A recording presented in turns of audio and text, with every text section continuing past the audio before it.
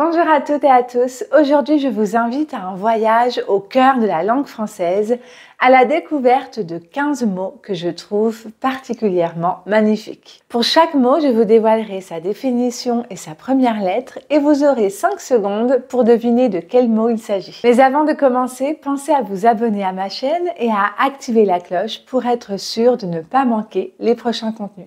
Êtes-vous prêt à relever ce défi lexical? Oui?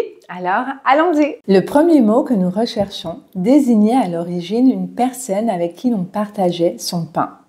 Aujourd'hui, il s'emploie pour parler d'une personne avec qui on partage une aventure, un voyage ou un moment important. Quel est ce mot?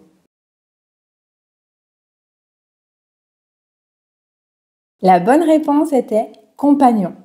Son compagnon de voyage, toujours prêt à l'aventure, avait encore une fois oublié la carte. Le mot numéro 2 s'emploie pour parler d'un état d'esprit caractérisé par la tranquillité, le calme et l'absence de trouble ou d'agitation.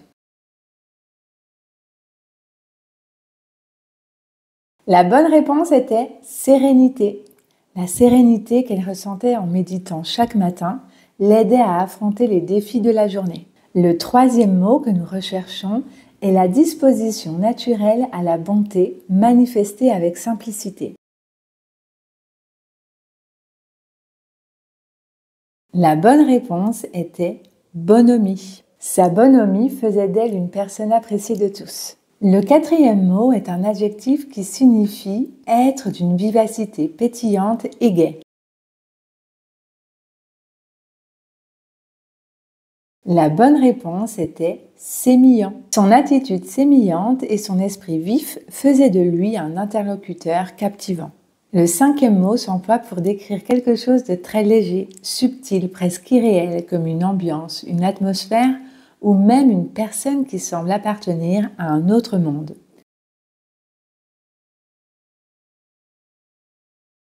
La bonne réponse était éthéré. La lumière douce du matin donnait à la pièce une atmosphère éthérée. Le mot numéro 6 est un adjectif que l'on utilise pour décrire quelque chose qui est contraire aux usages, à la bienséance.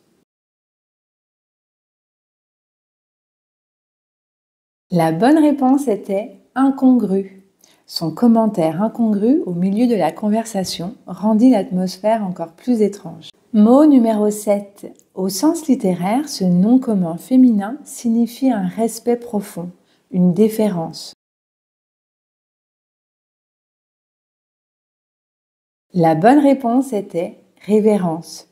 C'est une révérence à toutes les cultures du monde, celles qui enrichissent l'âme et ouvrent les horizons. Le huitième mot décrit un mélange de bruit et de paroles qui est désagréable à l'oreille. La bonne réponse était cacophonie. La cacophonie des instruments rivalisait avec l'agitation de la rue, créant une atmosphère à la fois déroutante et fascinante. Le mot numéro 9 s'utilise très souvent au pluriel et il désigne un ensemble de déplacements multiples et variés. La bonne réponse était pérégrination. Ces pérégrinations à travers le monde l'avaient mené dans des lieux fascinants. Le 10e mot désigne une union parfaite entre plusieurs éléments formant un ensemble cohérent ou visant un même objectif.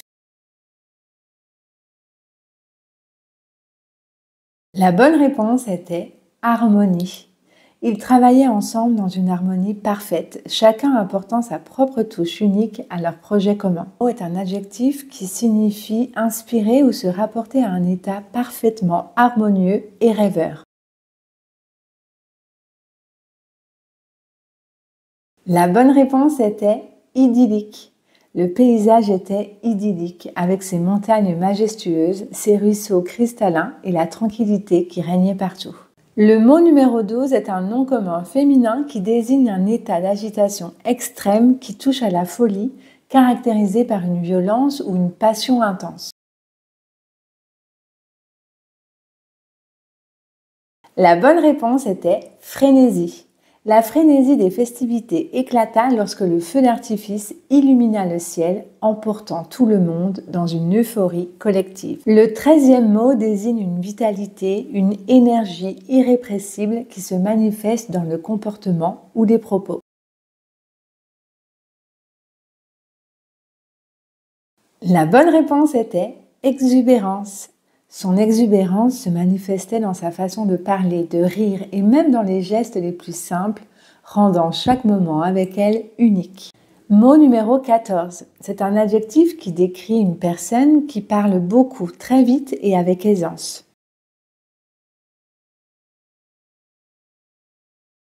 La bonne réponse était volubile. Il était si volubile qu'il ne laissait à personne le temps de répondre, captivant l'attention de tous. Et nous arrivons au dernier mot. Ce mot est un nom commun qui désigne des propos ou des idées vides de sens. La bonne réponse était baliverne.